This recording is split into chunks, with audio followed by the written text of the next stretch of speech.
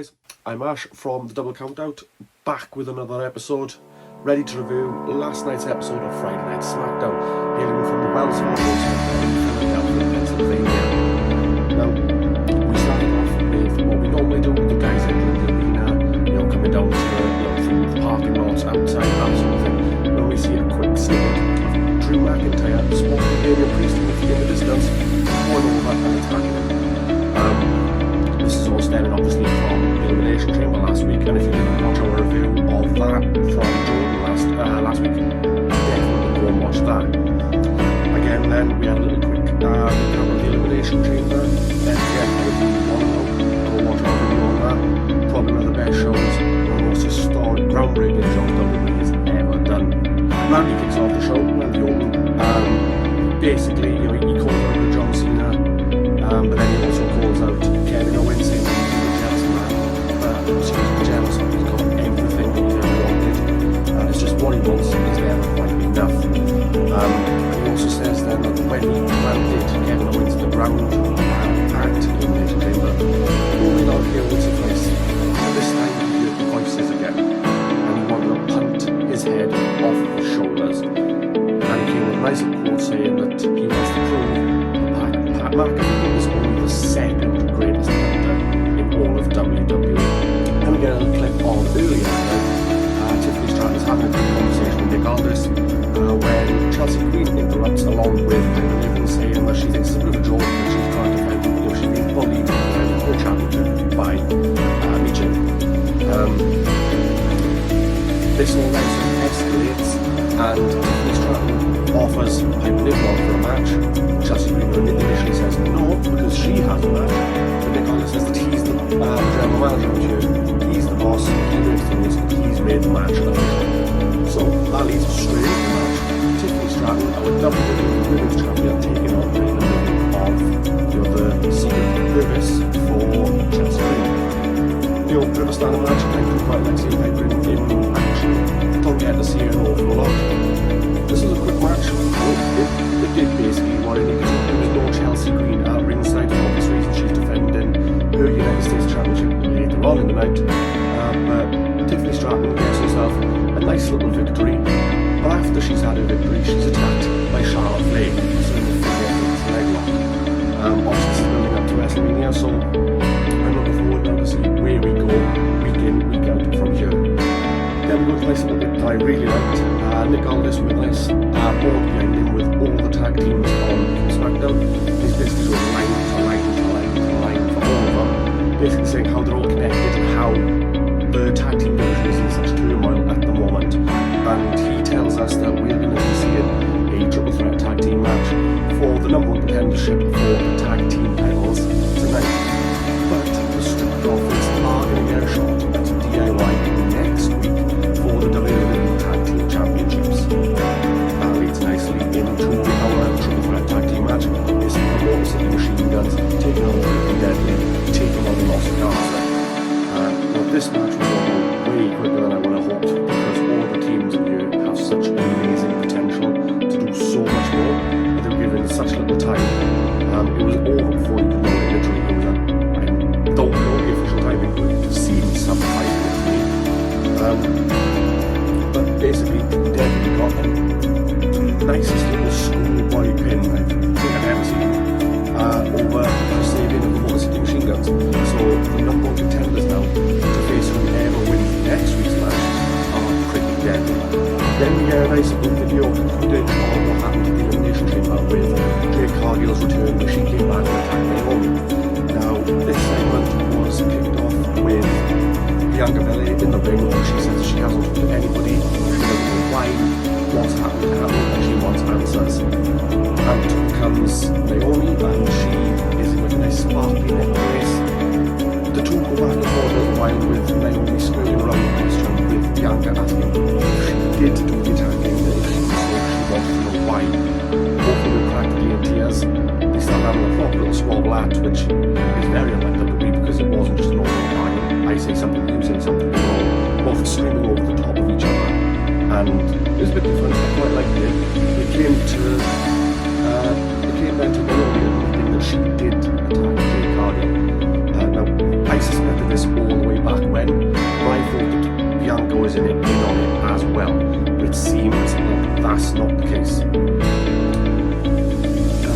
Bianca can't believe what's just happened. She gets leaving. Naomi saying she did it for her and for Naomi.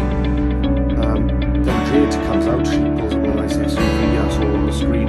She comes out then and she attacks Naomi in the ring. Bianca Belair has walked out by this point. She's not getting involved anymore. So it's looking like the those two are going to be set for a nice match at WrestleMania. I'm looking to see how this story unfolds now over the next couple of weeks.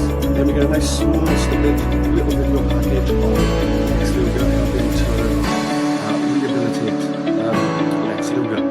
And Cody Rhodes goes into the building as well. And we've got our next inductee into the WWE Hall of Fame case in 2025. The total package, Lex Luger. Well deserved. Completely. This should be in my opinion years ago. Congratulations, Lex Luger. For an interview backstage then, Charlotte Flair being interviewed was asking to be interrupted by B-Fab, and B-Fab says that basically none of the women want to aspire to be like Charlotte Flair.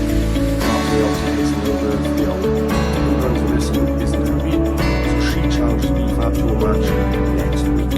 Next up we've got Braun Strowman versus Solo Sikoa. Now Braun's been he's had thorn in his side for the last couple of weeks now, with the new bloodline, the Raw bloodline, whatever you want to call it. He's had, he had that lovely match that I thought was pretty good against Jake at Saturday Night's main event quite recently. And since then, it's just sort of snowballed now. And he had a match then with Solo Sikoa on SmackDown. Now, again, this wasn't another massive match. I thought this could have gone a little bit longer. Both of these, you're a powerhouse, you are going to enforce a stand card, and this should have gone a little bit more quickly, a little bit more down to the wire. But it ended pretty quickly. With Braun Strowman picking up a disqualification victory after Tama Tonga came in and attacked Braun Strowman. Braun sort of fought off the two members of the bloodline before the two came out, and the two scrapped into the crowd. Well, before they got into the crowd, the two scrapped. Strowman tried putting through the table, the announce table.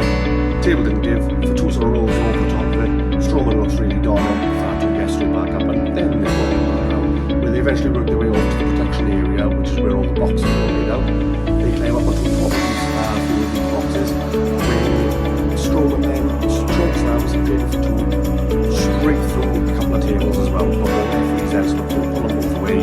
Well, they stopped for two from getting back up towards Strowman if anything. There's no way that nobody stopped these two pieces getting at each other if they really wanted. LA Knight's getting into backstage as well, and he says that he's going to get his United States Championship back from Shinsuke Nakamura, and he says that there's no better place to do it than in Philadelphia, Pennsylvania, the birthplace of the US. Then we see a third in the middle being checked on by Chelsea Green, who's telling her to get your head back to the game because we've got to go. They go straight up for the match then. It's a street fight. Chelsea Green defended the winning United States Championship against Michi. Chelsea Green came out dressed like Cactus Jack, which I thought was a nice one for that, especially going into a street fight, hardcore sort of match. This was an alright match. I thought it was pretty good. You didn't get an awful lot of time even getting involved. This was strictly Chelsea with Meacham pulling off an awful lot more of the dominance. In the end, Piper Niven did try to get involved. Then that was sort of squandered by the fact that B-Fab also came in as well. She took out Piper Niven, so it just literally left 1-on-1. And this is how you thought it was going to go down, especially after Meacham put Chelsea on the table. It looks like a United States champion, but no. A hooded figure pulls Chelsea Green out of the ring in the middle of a pinfall attempt, and it's available to be Alba Fire, new member of the Secret Service, and she helps Chelsea Green to pick up another championship defense. So it's looking like Chelsea Green's bolstering the stable now, which with the addition of Alba Fire and a successful United States championship defense. Now we go backstage over with Legado del Fantasma, and basically Santos Escobar is telling Los Gatos that he's fed up with all the opportunities that these guys keep getting given and keep squandering week after week after week. Understandable if you were the head of the stable, you guys again, champion match, after opportunity, and they're coming up short. Berto then is caught on his own by Andrade. Andrade says that basically he thinks that Berto could do one better than being Los Garza and Legado del Fantasma. Then we've got Cody Rhodes comes out and basically is talking about the actions of what happened with John Cena's heel turn at the Elimination Chamber, sporting that absolute cracker of a bruise over his eye. That looks damn bloody painful. But he comes out and he wants to know why John's done it, especially after if John basically the blueprint for what Cody Rhodes has molded himself off of. And he's wondering, especially after he helped him win the championship last year at WrestleMania, celebrating with Cody's family, why did he do what he did? Why did he sell his soul to the final boss?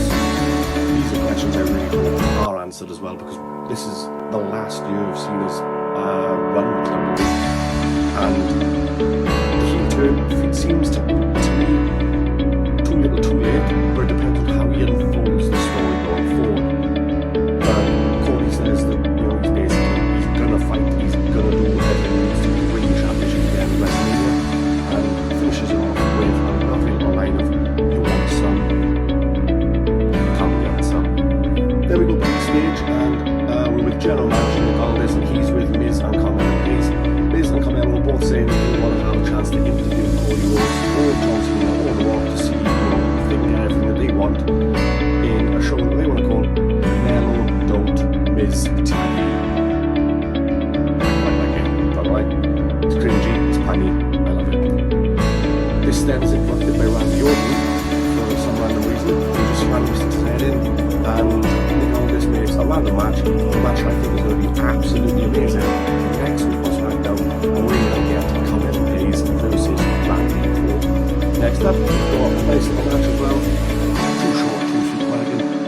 Drew McIntyre versus Jimmy Uso. Now, this is a match that I think should have gone on longer than the couple of minutes that they were given the TV time, because there's such an amount of story that these guys can tell from the days back in the Bloodline versus Drew. Drew wanted to bring all the past and make excuses, and he's literally got an Uso right there that he can take inspirations out of, and have an amazing match. Me personally, I think between Jimmy and Trey, Jimmy is better in the ring work and Trey is better on the mic. And obviously with his card work, with the way things are going in ring, I think his head and shoulders above Jimmy, and I really think this match could have either been the main event or could have at least given a good 15 minutes to do it, because these two do magic if given the chance, and it was over within a couple of minutes. Drew McIntyre hitting the clean roll and getting a win, and he rolls out, he starts walking up the ramp, and he turns back around and it looks like he's going to make his way back down and attack Jimmy Uso, and I was going to be all up for this, but then he was attacked by Damian Priest and was repeatedly beat up until some more referees came down and stopped the assault. Then we've got a nice little vignette as well from Shinsuke Nakamura.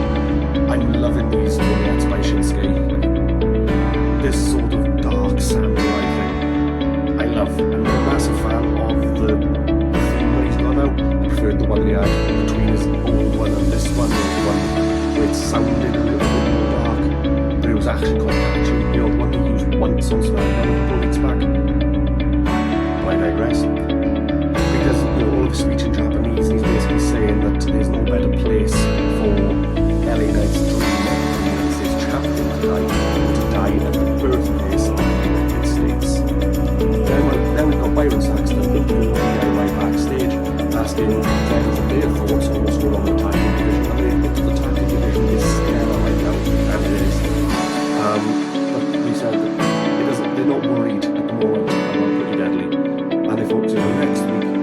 But next week, they face the Street Profits. But they want, just for today, they want a moment's silence for the dreams of the Street Profits dying.